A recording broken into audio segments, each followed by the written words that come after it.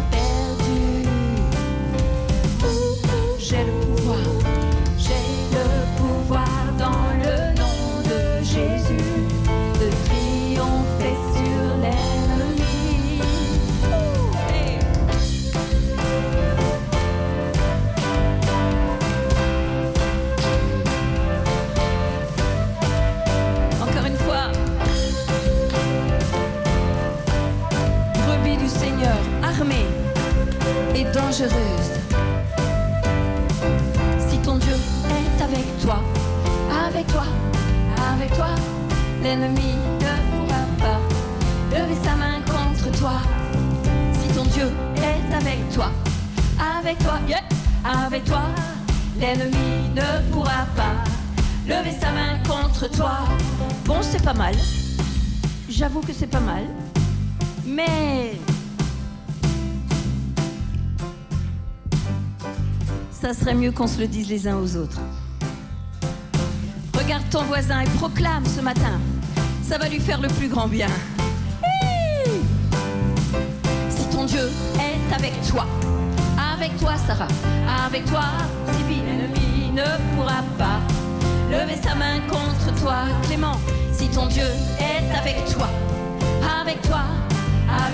Seb, l'ennemi ne pourra pas, Saoul, lever sa main contre toi. Encore une fois, si ton Dieu, Bruno, est avec toi, Mimi, l'ennemi ne pourra pas lever sa main contre toi.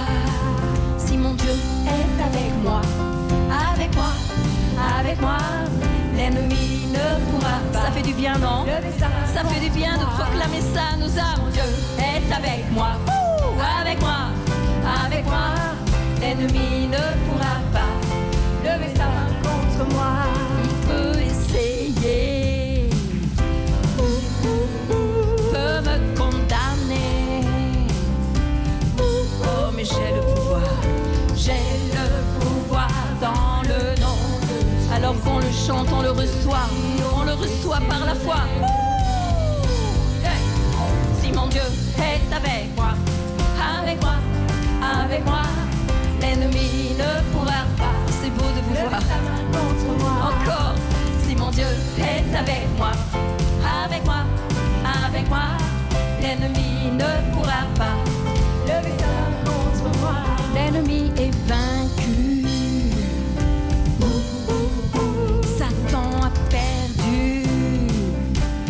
J'ai le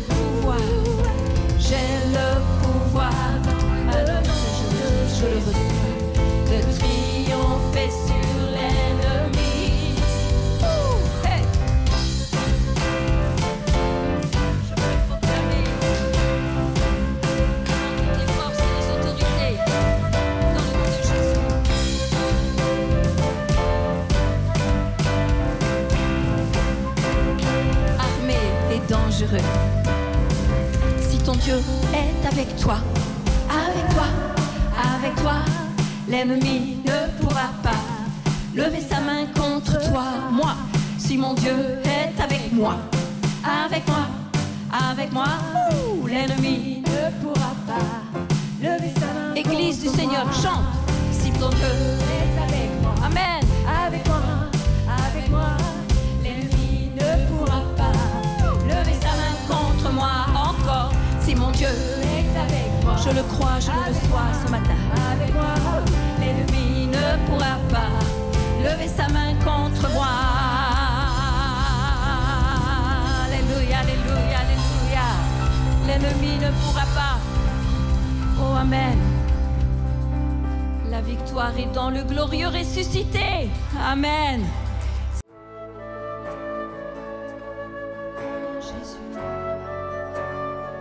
Alléluia.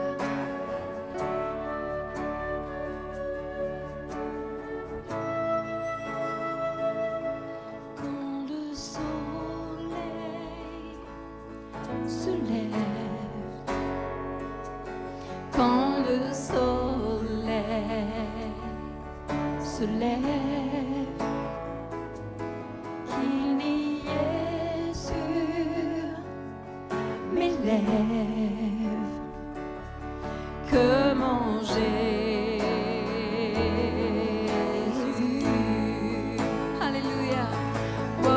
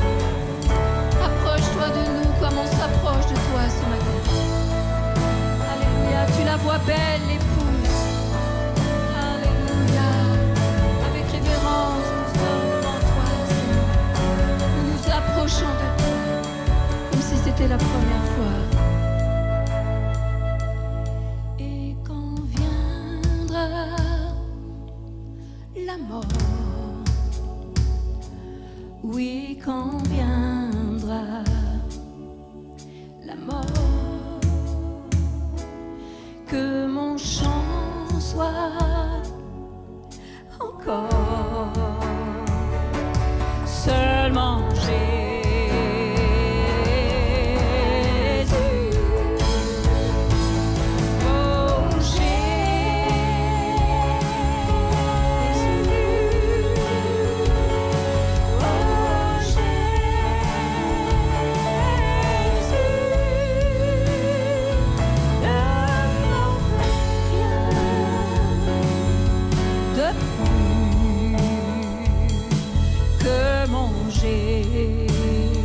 Ne m'offrez rien de plus.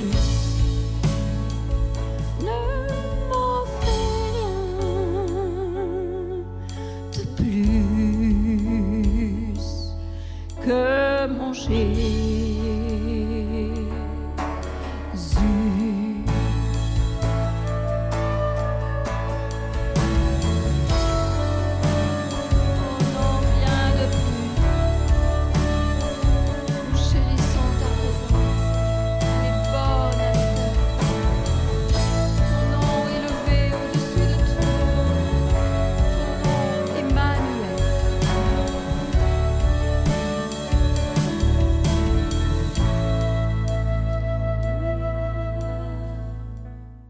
On va sans tarder lui laisser toute la place pour la parole. Nous soyons attentifs.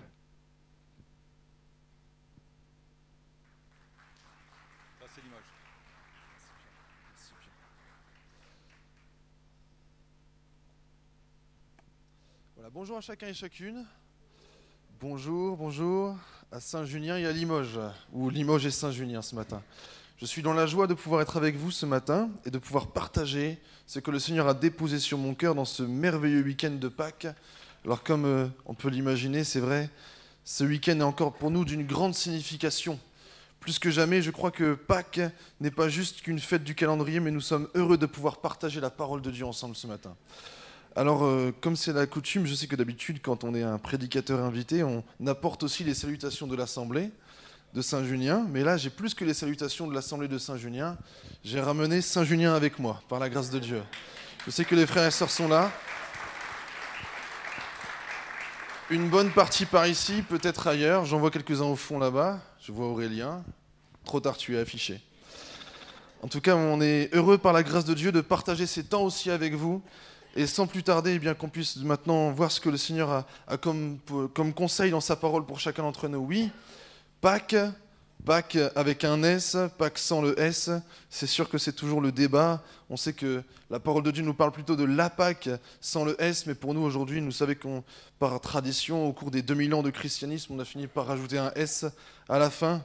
Peu importe ce matin, nous savons que même si ce monde ne considère peut-être plus les choses que de façon traditionnelle, de façon peut-être routinière, religieuse, pour certains c'est peut-être même un week-end simplement pieux, saint du calendrier. Pour d'autres c'est peut-être une banale fête familiale avec une réunion de famille habituelle. On partage un gigot d'agneau ou un autre repas peut-être. On fait une chasse aux œufs dans le jardin. Mais ce qui est pour nous plus que jamais une réalité encore en tant qu'enfants de Dieu ce matin, c'est que le Seigneur Jésus-Christ est là pour nous rappeler la victoire qu'il a remportée pour nous à Pâques. Et nous savons que, oui, la Pâques, on va y venir ensemble ce matin, est là pour nous rappeler quelque chose de bien plus ancien même que le ministère terrestre de Jésus-Christ. La Pâques, c'est l'histoire même d'une libération. La Pâques, c'est l'histoire de ce que le Seigneur a déployé comme libération envers son peuple d'Israël qui était prisonnier, qui était esclave en Égypte depuis maintenant plus de 400 ans. Et la Pâques, c'est ce que Christ a pris avec ses apôtres dans son dernier repas. Et nous pouvons maintenant, si vous voulez bien, aller dans nos Bibles, et je vous propose de lire avec moi dans le livre de l'Exode. On va aller voir dans l'origine même de la Pâques. Le livre de l'Exode, chapitre 12, et on va lire ensemble à partir du verset 21.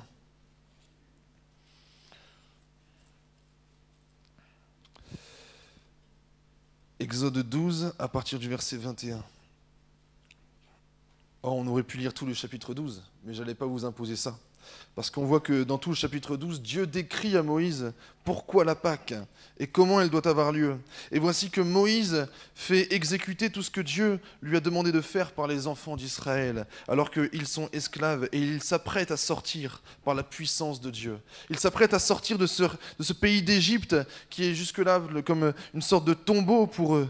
C'est comme un pays où, plus que jamais, ils ont vu leurs vieillards partir les uns après les autres et sans jamais avoir l'espoir de libération. Ils ont même vu leurs enfants être dérobés, leurs fils promenés à chaque fois, leurs fils étaient dérobés pour être mis à mort. Quelle détresse vivaient les enfants d'Israël en Égypte. Et voici ce qu'on lit à partir du verset 21.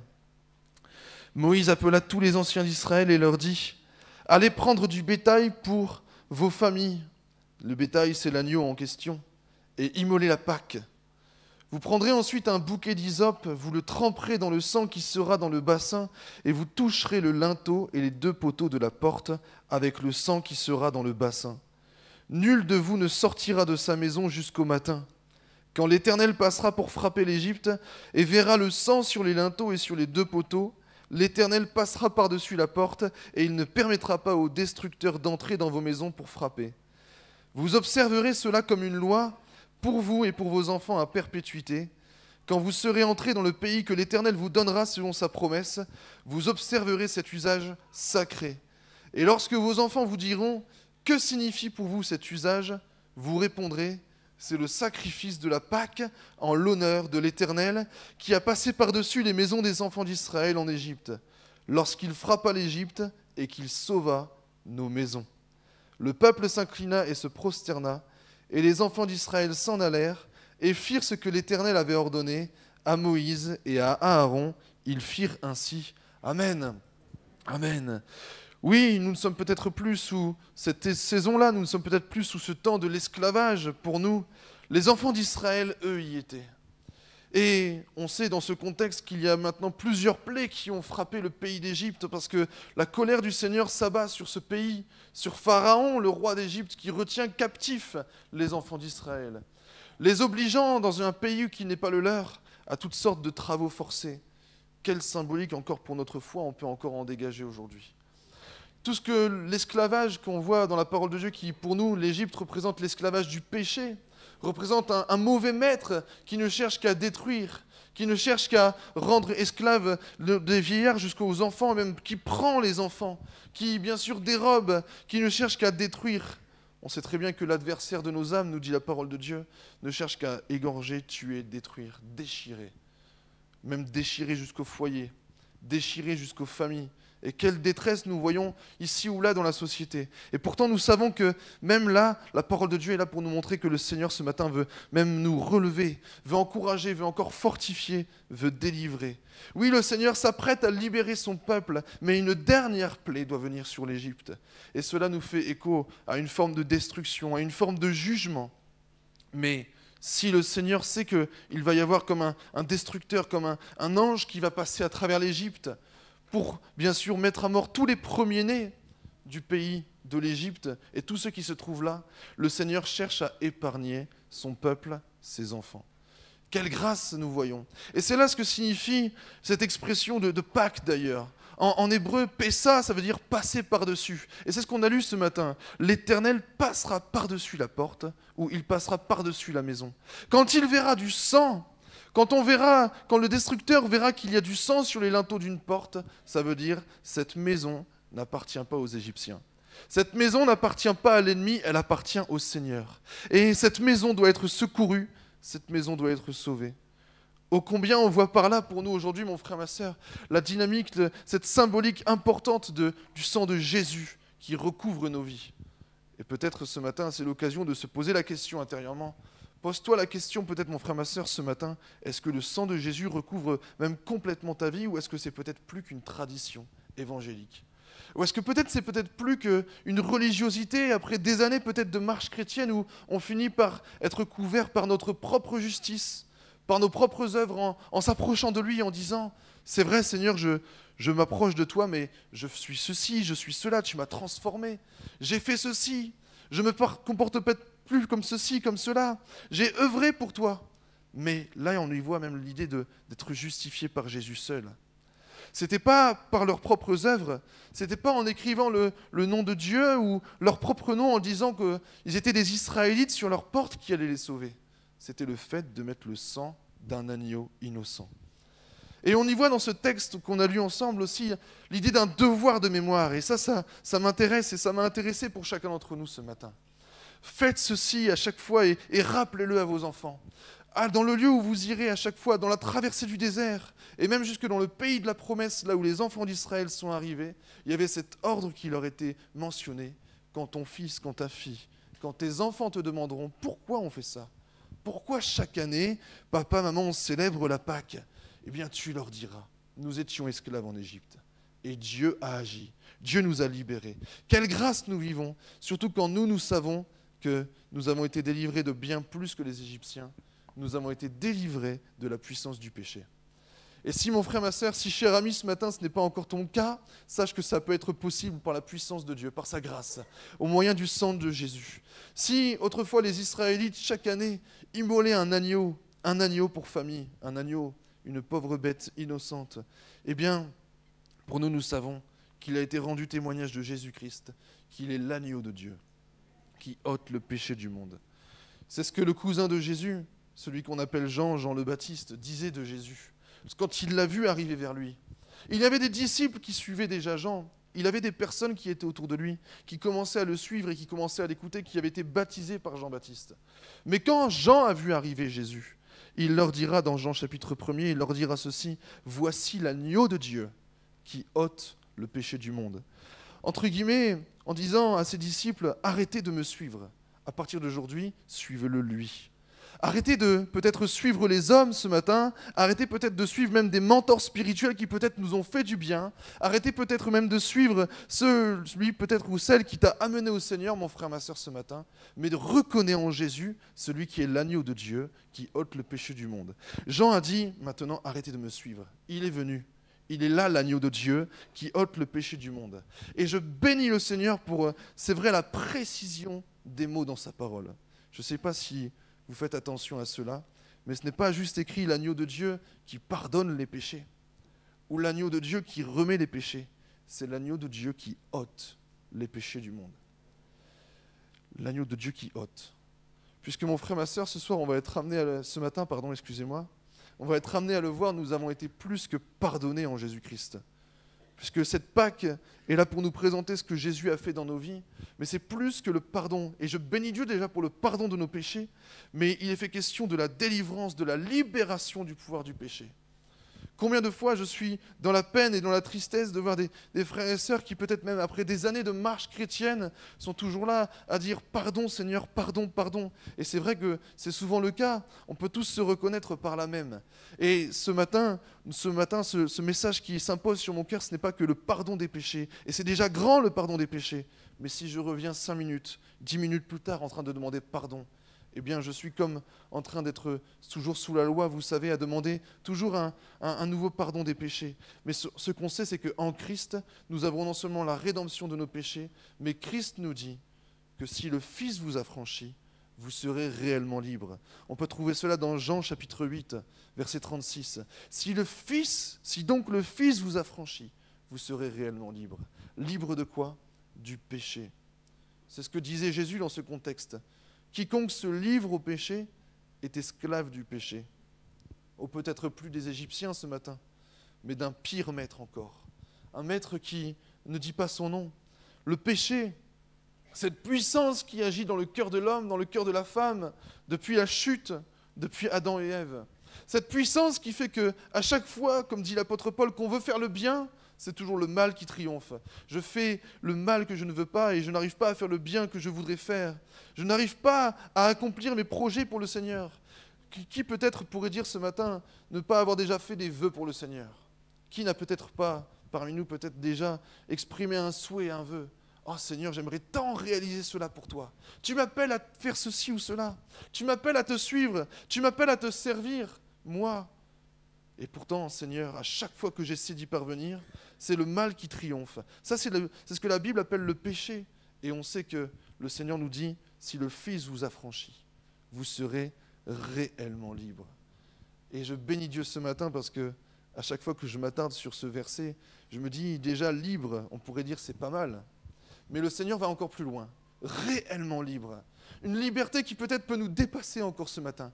Une liberté que peut-être, mon frère, ma sœur, tu n'arrives même plus à concevoir tellement ça fait des années que tu es en lutte ou en proie avec quelque chose qui ne cloche, quelque chose qui ne va pas. Et on sait très bien que Jésus est l'agneau de Dieu qui ôte le péché.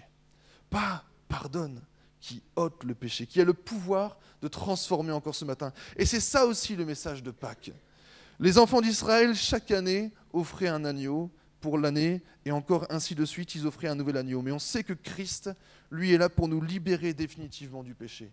Il a été offert, nous dit l'Écriture, en sacrifice pour le péché, une fois pour toutes, lors de ce week-end de Pâques. C'est nous qui disons week-end aujourd'hui, mais à l'époque, ce n'était pas forcément le week-end. Mais ce qu'on sait, c'est que Christ est mort le vendredi de précédant la Pâques. Après, il y a eu le samedi.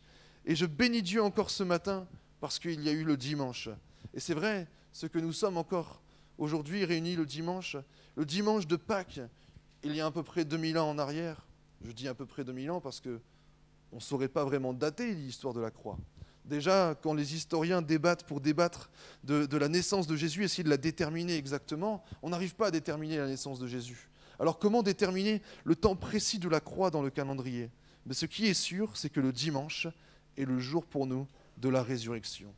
C'est le dimanche, le 3e jour, vendredi, samedi, dimanche. Le dimanche, alors que c'était le sabbat qui avait précédé, le samedi d'ailleurs, les femmes se rendaient au sépulcre. Et on peut lire ce texte ensemble ce matin. Je bénis le Seigneur pour cette réalité. On peut lire ce texte dans Luc, chapitre 24, à partir du verset 1er. Il y a eu quelque chose de merveilleux qui s'est produit en ce dimanche de Pâques. Déjà la libération de nos péchés, mais aussi la résurrection du Seigneur qui trouve encore un écho dans nos foi ce matin. Et je prie le Seigneur que ce soit bien plus que de la routine ou bien plus qu'un dimanche de Pâques supplémentaire, sans le faire de façon religieuse, mais ce matin qu'on puisse ressortir victorieux en Christ. Le premier jour de la semaine, et donc pour nous c'est le lundi aujourd'hui dans notre calendrier, mais pour eux c'était le dimanche. Le premier jour de la semaine, les femmes se rendirent au sépulcre de grand matin, portant les aromates qu'elles avaient préparés. Elles trouvèrent que la pierre avait été roulée de devant le sépulcre. Et étant entrées, elles ne trouvèrent pas le corps du Seigneur Jésus. Comme elles ne savaient que penser de cela, voici 2 hommes leur apparurent en habits resplendissants. Saisies de frayeur, elles baissèrent le visage contre terre, mais ils leur dirent « Pourquoi cherchez-vous parmi les morts celui qui est vivant ?» Alléluia ! Il n'est pas ici, mais il est ressuscité. Souvenez-vous de quelle manière il vous a parlé lorsqu'il était encore en Galilée, et qu'il disait « Il faut que le Fils de l'homme soit livré entre les mains des pécheurs, qu'il soit crucifié et qu'il ressuscite le 3e jour. Amen. Amen. » Ce matin, laissons-nous interpeller par ce passage. Les femmes, ici, qui avaient été dans l'entourage proche de Jésus, parce qu'on sait qu'il y avait forcément les 12 apôtres, mais les évangiles nous décrivent beaucoup de femmes aussi, beaucoup de Marie, beaucoup de Madeleine, etc., qui étaient autour de Jésus, dans son entourage proche, et qui ont entendu tous les enseignements au même titre que les apôtres, qui ont entendu toutes ces descriptions que Jésus leur faisait. Il faut que le Fils de l'homme, il faut que le Fils de Dieu, Jésus lui-même, soit crucifié, qu'il ressuscite le 3e jour. Et pourtant, malgré la foi qu'elles avaient déjà placée en Jésus, du temps où il était en vie, du temps de son ministère terrestre, la foi qu'elles avaient placée en Jésus était comme encore obscurcie ici à l'idée qu'il soit mort. On sait qu'elles avaient déjà entendu parler de la résurrection de Jésus qui devait survenir. Et pourtant, on voit dans leurs attitudes, je ne sais pas si ça vous interpelle ce matin, mais on voit qu'elles se préparent à venir embaumer un mort. Elles avaient tout préparé pour les coutumes locales de l'époque, des aromates. Comme pour nous, peut-être on dirait aujourd'hui qu'elles se préparaient à rendre visite à la tombe d'un défunt qu'elles avaient beaucoup apprécié dans leur vie. Comme peut-être beaucoup de nos concitoyens le font à la Toussaint. On va acheter une gerbe de fleurs pour rafraîchir la tombe. On va essayer d'enlever les feuilles mortes qui se sont amoncelées ici ou là. On va faire un peu de tri, un peu de ménage sur la tombe d'un défunt. C'était dans cet état d'esprit qu'elles s'étaient approchées du tombeau. Comme peut-être on pourrait se dire ce matin, en tant qu'enfant de Dieu, si peut-être on n'est pas encore dans la pleine conscience de ce que représente la résurrection de Christ pour chacun d'entre nous. Ici, elles n'avaient pas forcément conscience que Jésus était ressuscité. L'esprit, comme d'un état d'esprit de défaite, de petitesse spirituelle, s'était empreint d'entre elles. Elles ne s'étaient pas approchées d'un vivant. Voilà pourquoi les anges vont leur dire « Pourquoi cherchez-vous parmi les morts celui qui est vivant ?» Elles ne s'étaient pas approchées de quelqu'un qui était en vie, mais de quelqu'un qui était mort, dans leur cœur en tout cas. La défaite était dans leur cœur. Mais Pâques est là pour nous rappeler encore ce matin que la défaite ne doit pas être présente dans le cœur des enfants de Dieu, mon frère, ma sœur. Christ est tout-puissant. Il avait vaincu la mort déjà à cet instant présent. On sait dans d'autres évangiles que, parce que les évangiles sont comme en train de se compléter les uns les autres, on ne va pas tous les lire, mais on sait dans d'autres évangiles que ces femmes ont vu aussi un ange descendre du ciel, rouler la pierre. Et quand la pierre a été roulée, le tombeau était déjà vide. Jésus n'était plus à l'intérieur. Et ce matin, mon frère, ma sœur, Pâques, cette fête de Pâques, ce week-end de Pâques, est peut-être l'occasion encore de se rappeler, au-delà de la routine, au-delà peut-être des enseignements toujours entendus à ce sujet, est là pour nous rappeler qu'il n'y a pas de défaitisme spirituel. Qu'il n'y a pas d'état d'esprit à dire, comme l'incrédulité le voudrait, on toujours triompher de nous-mêmes et dire « mais c'est vrai, c'est comme ça et pas autrement. C'est trop tard, c'est terminé. Jésus est mort. C'est terminé. Maintenant, il faut passer à autre chose. Maintenant, il faut qu'on se mette dans le deuil. Jésus est parti. Comme peut-être on pourrait faire, entre guillemets, excusez-moi l'expression, mais le deuil de certaines de nos situations de vie. Le deuil de certains de nos détresses, de certaines de nos épreuves en disant « mais c'est comme ça. Le Seigneur en a voulu ainsi. » Combien de fois on raisonne comme ça dans le défaitisme, spirituellement parlant? Non, je suis le seul à me reconnaître. Ce matin, j'ai l'impression que vous êtes parfait. Mais je sais que, en tout cas, le cœur de l'homme, le cœur de la femme ce matin qu'on est ainsi fait. On peut tous se reconnaître. Combien de fois on a jeté l'éponge en disant « c'est trop tard ». Ce n'est pas qu'on reconnaît que Jésus est mort. On sait que Jésus est vivant spirituellement. Amen. On sait ce matin que Christ est ressuscité. Mais ici, ces femmes étaient remplies de défaitisme. Et on ne va pas les juger ce matin. Elles sont là pour nous enseigner. Elles sont là, leur histoire est là pour nous relever encore ce matin. Et elles ont été encouragées. Pourquoi chercher parmi les morts celui qui est vivant? Elles étaient venues embaumer un mort, et voici qu'elles vont assister au plus grand miracle, je crois, de toute l'Écriture, la résurrection de notre Seigneur Jésus-Christ. Elles vont le voir vivant. Et avec les apôtres, plus tard, ils vont être amenés à le toucher. Ils vont être amenés à mettre les mains dans son côté, les mains dans ses blessures, dans ses anciennes cicatrices. Et Jésus va se montrer à eux. Et peut-être à nous, physiquement parlant, je dis bien, il ne s'est pas montré. Mais il nous est fait question, comme Jésus l'a dit à Thomas, « Toi, tu as vu et tu as cru, mais heureux celui qui n'a pas vu et qui a cru. » Nous sommes bien heureux, mon frère, ma sœur, ce matin, si nous n'avons pas forcément vu Jésus-Christ ressuscité, mais nous le recevons par la foi. Même si peut-être ce monde veut remettre en question toutes ces écritures dans lesquelles nous nous fondons notre foi, ce matin, je crois plus que jamais que là où il y a le défaitisme, là où il y a la remise en question des écritures plus que jamais, nous pouvons fonder notre foi sur ce passage. Jésus est vivant, mon frère, ma sœur. Christ ressuscité est là pour raviver notre foi. Paul disait même ceci aux Corinthiens, qui peut-être étaient amenés, comme beaucoup de leurs concitoyens, à douter de la résurrection de Jésus.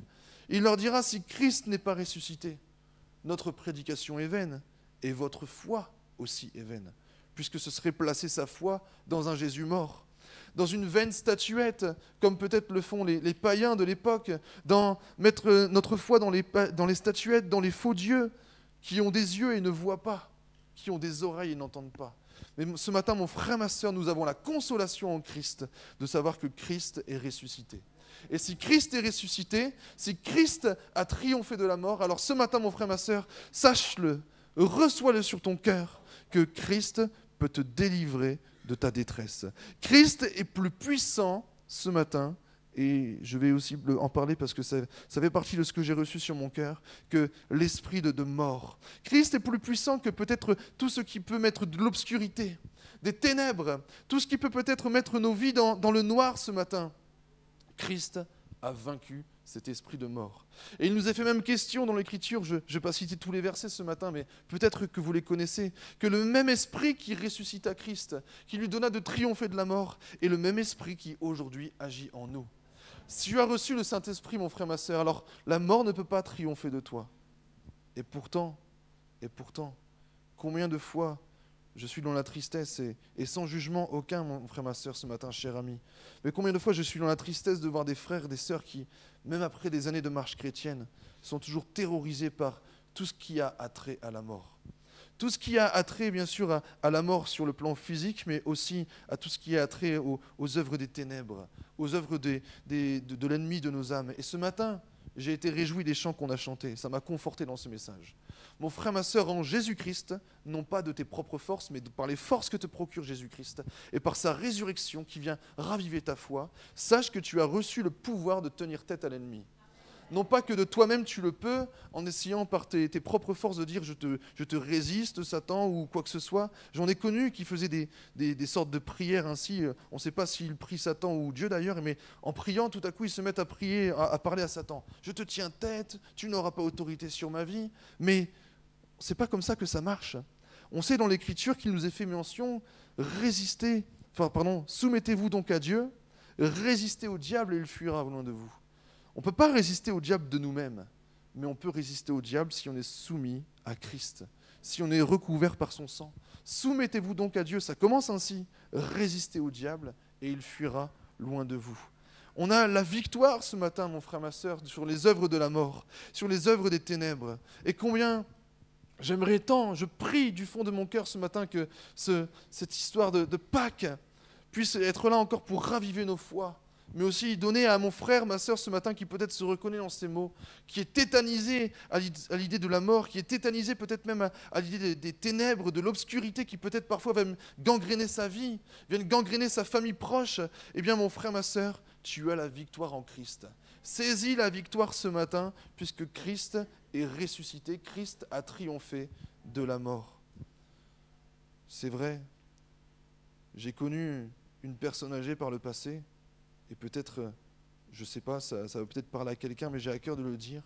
Une personne âgée par le passé, qui avait, comme beaucoup de son entourage commençait déjà à partir, rejoindre le Seigneur, ou non d'ailleurs, mais une bonne partie de son entourage commençait à partir, et comme beaucoup de personnes âgées, il finissait par se retrouver un peu seul autour de lui. Il ne vivait bien sûr plus que dans le conflit générationnel, vous savez comme parfois ça peut nous arriver, à voir la nouvelle génération arriver, mais toute sa génération partaient les uns après les autres, ce qui est logique, c'est la logique de l'existence. Mais lui était toujours enclin à tenir comme un registre, il avait un registre dans son calendrier avec des petites fiches de tous les vivants qui restaient encore, et à chaque fois il sortait son recueil de petites fiches et ses cahiers en disant « un tel est mort », il enlevait une petite fiche. Et il passait ses journées à ressasser ainsi ces petites fiches en disant « qui est le prochain ? Qui est le prochain ? Qui est le prochain ? Est-ce moi ? Est-ce un autre ? » La mort occupait beaucoup plus de place dans sa vie que la vie qu'il avait reçue de Christ. Et ce matin, mon frère, ma sœur, le message de Pâques est là pour nous montrer que nous avons reçu la vie en lui. Les enfants d'Israël étaient peut-être dans les ténèbres en Égypte. Il y avait des choses peu glorieuses qui se passaient. Il y avait de la magie, il y avait des choses enténébrées. Il y avait des actions démoniaques qui étaient leur quotidien autour d'eux en Égypte. Les Égyptiens étaient enclins à la magie et on le voit. Ce n'était pas que du charlatanisme, c'était bien sûr des magiciens qui avaient une certaine forme d'autorité. L'Écriture nous montre même que les premières plaies que Moïse faisait et Aaron par la puissance de Dieu, les magiciens du roi Pharaon arrivaient même à les reproduire. Ce n'étaient pas des charlatans. Il y avait en effet des ténèbres sur le pays d'Égypte, mais cette Pâque était là pour leur montrer que ces ténèbres étaient maintenant de l'histoire ancienne. Il y avait un jugement de Dieu qui allait tomber sur ces ténèbres, sur cette obscurité, et qu'en tant qu'enfants de Dieu, nous sommes là pour marcher dans sa lumière, marcher dans la vie que Christ nous a donnée, nous a communiquée. J'ai connu une sœur aussi par le passé. J'ai connu une sœur qui, vous savez, souvent c'est des petites expressions qu'on a. On dit on a des attaques. Qui l'a peut-être pas déjà dit? Oh, c'est pas facile dans la foi, j'ai des épreuves, j'ai des attaques. Mais je me suis rendu compte, en quelques années peut-être déjà de ministère, que derrière ce mot attaque spirituelle, on n'a pas forcément toujours le même vocabulaire. C'est le même mot, attaque, oh j'ai des attaques, j'ai des combats, mais ce n'est pas forcément la même définition qu'on mettrait derrière. Et c'était une sœur dans l'église où j'étais amené à servir qui me disait constamment j'ai des attaques, j'ai des combats frère, priez pour moi. Et un jour j'ai un peu confronté cette sœur et je lui ai dit mais c'est quoi que vous appelez attaque? C'est quoi que vous appelez combat? Qu'est-ce que c'est que ces histoires? Peut-être que vous pourrez m'en dire plus et comme ça je pourrais encore mieux prier. mieux vous entourer, mieux vous encourager dans la foi. Et cette sœur, tout à coup, commence à me déballer son sac et à me dire tout ce qui ne va pas. Et ça faisait des années qu'elle ne dormait plus. Alors que ce que nous, on appelle attaque ou combat, c'est à la limite des tempêtes où le Seigneur nous en délivre toujours. Mais elle, c'était des attaques nocturnes. C'était des choses qui faisaient en sorte qu'elle n'arrivait jamais à dormir. Elle me décrivait ainsi, et je ne dis pas ça pour faire peur ce matin, mais elle me décrivait ainsi que à chaque fois qu'elle dormait, à chaque fois qu'elle cherchait à fermer l'œil, eh bien, il y avait des esprits qui venaient dans sa chambre et qui lui mettaient comme des coups de poignard. Alors, il n'y avait pas de plaie sur son corps, c'était que des sensations. Des coups de poignard, des coups d'aiguille, et même des voix qu'elle entendait ici ou là. Elle était comme emprise de tout cela, et pourtant, elle croyait en Dieu, mais elle n'avait pas saisi toute la victoire de ce que l'Écriture nous montre qu'on peut saisir en Christ. Et elle me disait, mais tout le monde vit ça, frère. Elle en était même arrivée à croire, après bien plus de 20 ans, 30 ans de marche chrétienne, à essayer d'être un peu brinque-ballant ainsi. Elle en était arrivée à croire que ce qu'elle vivait comme attaque et comme combat était une normalité dans la foi. Et je lui dis, mais cher ami, ma sœur, pas du tout. Pas du tout. En Christ, tu es amené à triompher de ces choses. En Christ, tu es amené à prendre la victoire plus que jamais. Tu es amené à dormir paisiblement, à dormir tranquille, sans avoir des attaques, comme tu les appelles, ou des combats avec des choses qui viennent te voir dans ta chambre pour te troubler dans ton intimité, et pour te troubler même jusque dans ton sommeil, et t'ôter ta véritable joie en Christ. C'était une sœur, d'ailleurs, c'était comme pour moi une grande réponse. J'avais jamais réussi à comprendre pourquoi elle était autant anxieuse, même jusque dans la maison de Dieu. Et on a pu avoir l'occasion de prier, on a pu avoir l'occasion de prendre quelques victoires. Et je crois que le Seigneur est encore à l'œuvre dans sa vie d'ailleurs. Et plus que jamais, ce matin, je partage tout ce témoignage pour dire, non mon frère, ma sœur, ne crois pas que ce que tu vis, peu importe si tu te reconnais dans tous ces quelques témoignages, ne crois pas que ce que tu vis est la normalité de la foi et la normalité de l'existence. Peut-être tu crois que tu es seul dans ton combat, ou peut-être tu crois même que les autres le partagent, mais il n'en est pas ainsi de la vie chrétienne normale, excusez-moi, si tant est qu'il y ait une normalité à la vie chrétienne. Mais il n'est pas normal dans la vie chrétienne de vivre de telles nuits sombres, de vivre même dans l'insécurité dans ta propre demeure. Je bénis Dieu pour ce que dit le psalmiste. Je me couche, je m'endors en paix, car toi seul, Éternel, tu m'assures la sécurité dans ma demeure. Et je bénis Dieu pour ces réalités. Alors ce matin, mon frère, ma sœur, c'est encore l'occasion de saisir la victoire sur tout ce qui a attrait à la mort, sur tout ce qui a attrait aux œuvres des ténèbres, et en Christ, de pouvoir triompher. Pourquoi chercher parmi les morts celui qui est vivant? Christ est ressuscité. Mon frère, ma sœur, tu le sais peut-être théoriquement, mais que ça puisse être du vécu dans ta foi ce matin. C'est pour ça que je prie. C'est pour ça que je prie pour que nous puissions véritablement triompher de tout cela. Et comment ne pas encore considérer la dernière œuvre aussi que nous rappelle la Pâque. Nous sommes passés déjà de l'esclavage du péché à la liberté en Christ, c'est qu'on a vu tout à l'heure. Nous sommes passés de la mort à la vie en Christ par sa résurrection, et nous sommes passés aussi de la nature, du statut d'enfant de colère à enfant de Dieu. Ce matin, mon frère, ma sœur, par la puissance de la croix, par la puissance du sacrifice de Jésus-Christ, par l'amour de Dieu, ce qui a été déployé pour chacun d'entre nous, nous sommes maintenant appelés enfants de Dieu. C'est ce que nous aimons proclamer, mais ça n'a pas toujours été le cas. Autrefois, nous dit Éphésiens 2, versets 1 à 7, autrefois nous étions enfants de colère. Autrefois nous étions de leur nombre, du nombre même des enfants du monde. Nous n'étions plus des enfants de Dieu, nous avions perdu, nous avions chuté à cause du péché. Vous étiez morts par vos offenses et vos péchés, dira Paul aux Éphésiens.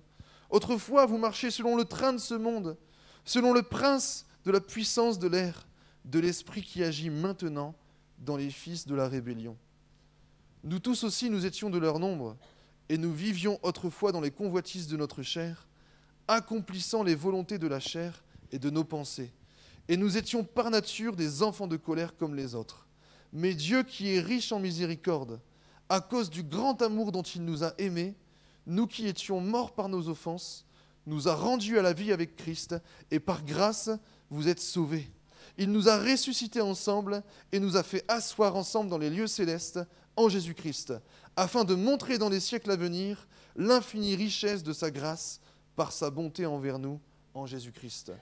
Oui, mon frère, ma sœur, et ce texte le reprend, tout ce qu'on a vu depuis tout à l'heure, passer de la mort à la vie, passer de l'esclavage du péché, de la mort au péché, de la mort éternelle même à la vie éternelle en Christ, à la liberté pleine et totale. Et ce matin, mon frère, ma sœur, sache que tu es passé Et tu es amené à en prendre conscience, je suis amené à en prendre conscience plus que jamais, du statut d'enfant de colère à la nature d'enfant de Dieu. Réconcilié avec ton Créateur, réconcilié avec ton Seigneur. Alors, ce matin, ce message de Pâques est là pour nous rappeler ce troisième point, que tu es un enfant de Dieu, que je suis un enfant de Dieu, et non plus un enfant illégitime, ou peut-être comme certains pourraient se considérer ce matin, et je crois que le cœur du Seigneur pleure quand il voit ces enfants qui ne saisissent pas cela par la foi, qui croient que dans la présence de Dieu, ils sont encore les pires des cancres, qu'ils croient qu'ils sont les pires chrétiens que la terre n'ait jamais portés, et on se voit toujours même plus mal que l'on est réellement. Et il y en a qui n'arrivent pas à saisir les réalités même du royaume des cieux, les réalités de toutes les bénédictions que le Seigneur voudrait déverser sur eux, parce qu'ils se voient toujours au travers d'un mauvais reflet. Vous savez, l'Écriture nous dit, la Bible est pour nous comme un miroir, comme un reflet de ce que nous sommes. Mais si je n'ai pas l'Esprit de Dieu en moi, si je ne suis pas complètement renouvelé par sa grâce, je vais être amené à voir toujours l'Écriture même comme un miroir, même déformant, et me voir pour pire que je ne le suis. Et certains, et c'est toujours attristant, et je bénis Dieu ce matin parce qu'on peut toujours saisir la victoire. Certains se voient toujours comme incapables d'être bénis à cause de ce qu'ils sont, incapables de rentrer dans certaines bénédictions, même incapables de rentrer dans le service auquel le Seigneur les attend, de mettre leur talent qu'ils ont reçu pour le Seigneur à exécution parce qu'ils ont, selon eux, bien sûr, le cœur trop mauvais. Ils sont trop imparfaits, trop comme ceci, trop comme cela. Et la parole de Dieu est là pour nous révéler encore ce matin, plus que jamais, que tout est grâce en Christ. Et que même si nous avons encore des imperfections, si le Seigneur est passé par-dessus les maisons, au moment de la Pâque pour les enfants d'Israël, eh bien, par sa grâce, il passe encore sur nous. Au moyen du sang de Jésus, bien sûr. Par sa grâce, il ne passe pas, il voit toujours nos imperfections, il voit encore tout ce qu'il y a à corriger en nous, mais il est toujours prêt à passer. Il est toujours prêt à nous justifier. Alors mon frère, ma sœur, c'est encore l'occasion de saisir une victoire. Peut-être que jusqu'ici, tu n'as même pas pris la Sainte Seine, même depuis des années. Peut-être que jusqu'ici, comme beaucoup, peut-être tu crois qu'il faut te priver de Sainte Seine parce que tu es trop comme ceci, trop comme cela. Tu crois même que tu ne seras jamais béni et tu n'oses même peut-être plus t'approcher du Seigneur dans le lieu secret, dans ta chambre, comme le font certains. Tu n'oses plus entretenir ta relation avec lui parce que tu crois que le Seigneur, à cause de tout ce que tu as fait, ne va plus t'adresser la parole en lisant ta Bible. Tu crois que peut-être même tu ne vas même plus être exaucé et tu vas systématiquement chercher des frères et sœurs pour prier pour toi au lieu de prier toi-même parce que tu crois que tu es trop mauvais pour t'approcher de Dieu. Eh bien mon frère, ma sœur, reçois-le par la foi, tu es un enfant de Dieu.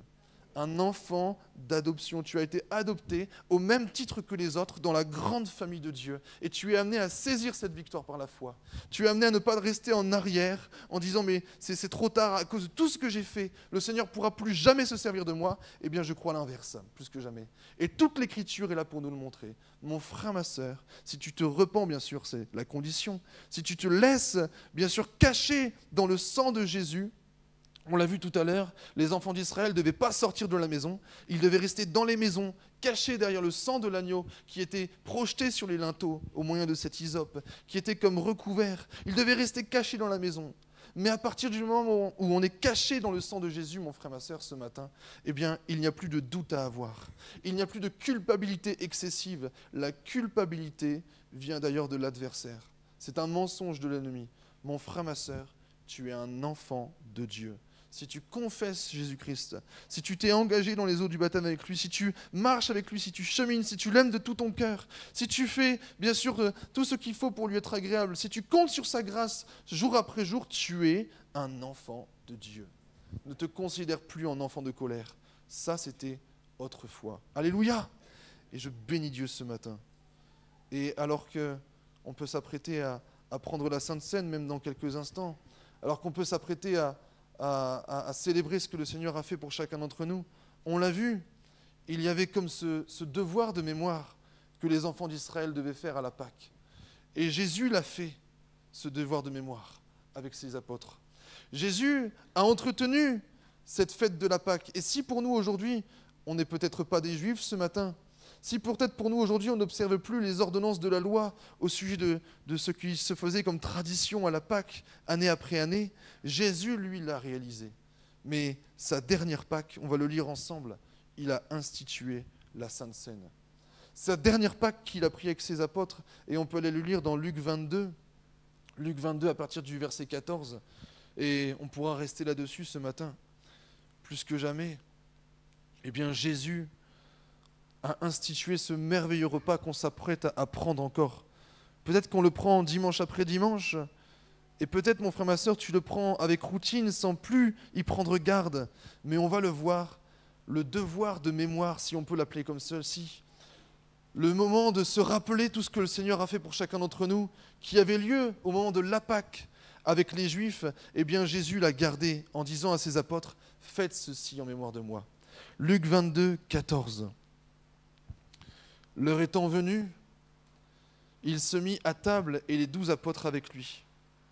Il leur dit, « J'ai désiré vivement de manger cette Pâque avec vous. » Quel désir venait du cœur du Seigneur. J'ai désiré manger cette Pâque avec vous, comme un moment d'intimité, comme un moment de communion avec ses apôtres. C'est là tout ce que nous rappelle la Sainte Seine ce matin. Avant de souffrir, car je vous le dis, je ne la mangerai plus jusqu'à ce qu'elle soit accomplie dans le royaume de Dieu. Et ayant pris une coupe et rendu grâce, il dit, prenez cette coupe et distribuez-la entre vous, car je vous le dis, je ne boirai plus désormais du fruit de la vigne, jusqu'à ce que le royaume de Dieu soit venu.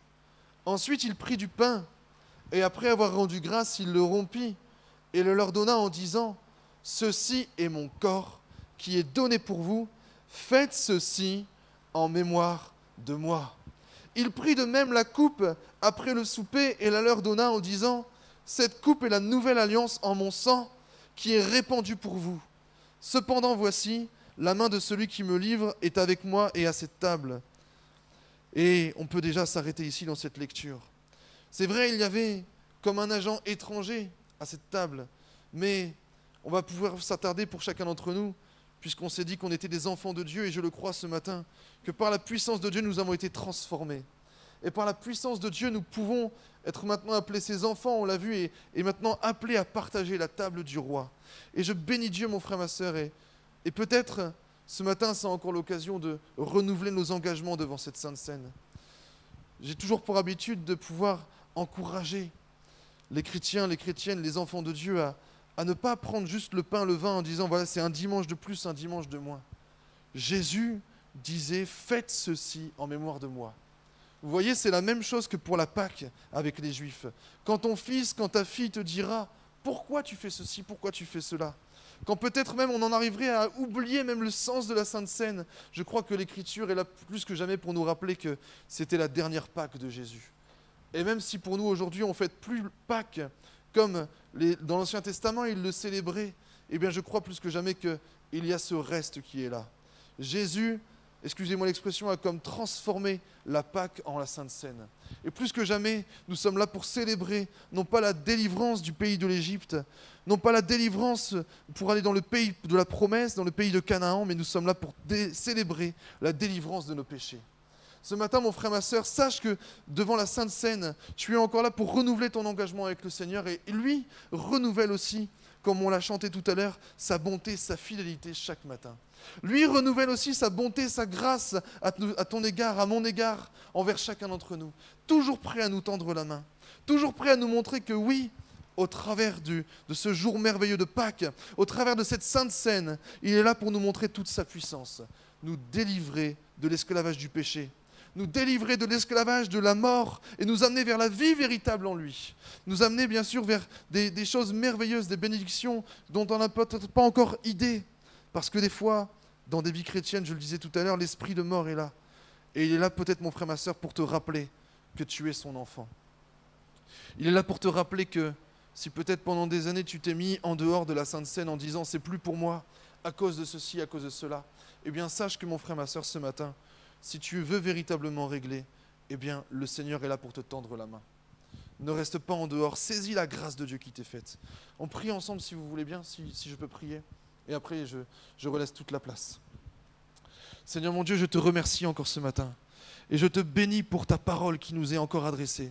Je bénis ton nom, Seigneur mon Dieu, pour ce jour glorieux de ton sacrifice à la croix, où tu as vaincu le péché, Je bénis ton nom, Seigneur mon Dieu, pour ce jour glorieux de ta résurrection, où tu as vaincu la mort, l'esprit de mort. Et tu nous montres maintenant que si tu es ressuscité d'entre les morts, tu es capable de ressusciter même toutes les situations que nous considérons comme mortes dans nos vies. Tu es capable, Seigneur mon Dieu, de ressusciter même des choses que parfois on aurait l'impression que ce serait comme des antiques décombres. Et ta parole nous dit que tu es prêt toujours à relever d'anciennes ruines, à rebâtir des villes qui avaient autrefois été dévastées. Et Seigneur mon Dieu, même par ta résurrection ce matin, tu es capable de rebâtir des situations. Tu es capable de rebâtir des familles, des foyers tout entiers. Je bénis ton nom, Seigneur, ce matin, pour le statut que nous avons obtenu auprès de toi, pour cette nouvelle nature d'enfants de Dieu en Christ. Merci Seigneur mon Dieu, et je prie devant toi Seigneur mon Dieu que nous puissions saisir par la foi toutes ces réalités que ta parole nous a encore exposées ce matin. Béni sois-tu pour ta grâce et pour la présence de ton esprit au milieu de nous, dans le nom puissant de Jésus-Christ. Amen. Amen, amen. Donne-moi un cœur tout entier et complètement dévoué. Fais ce que tu veux. Fais ce que tu veux de ma vie. Je veux me donner corps et âme pour ce qui fait vibrer ton cœur. Fais ce que tu veux.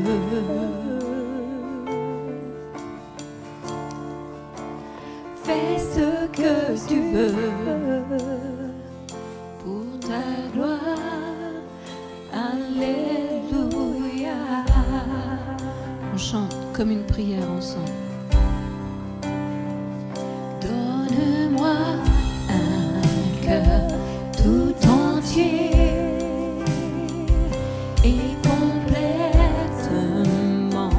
dévoué. Fais ce que tu veux.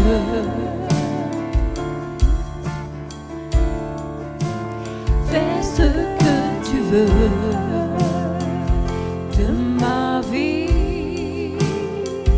Je veux me donner corps et âme pour ce qui fait vibrer ton cœur.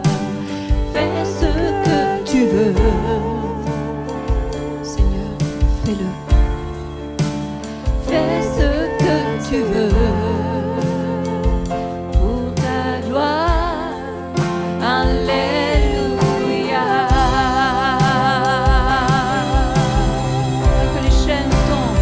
L'amour est fort, il brise les chaînes et terrasse la mort. Non, rien ne te freine. Tu as tout donné pour que j'ai la vie. Prends mon cœur tout entier, Seigneur, esprit de mort. Ton amour est fort, il brise les chaînes, et terrasse la mort. Non, rien ne te freine. Tu as tout donné pour que j'ai la vie. Prends mon cœur tout entier, Seigneur, ton amour est fort, ton amour est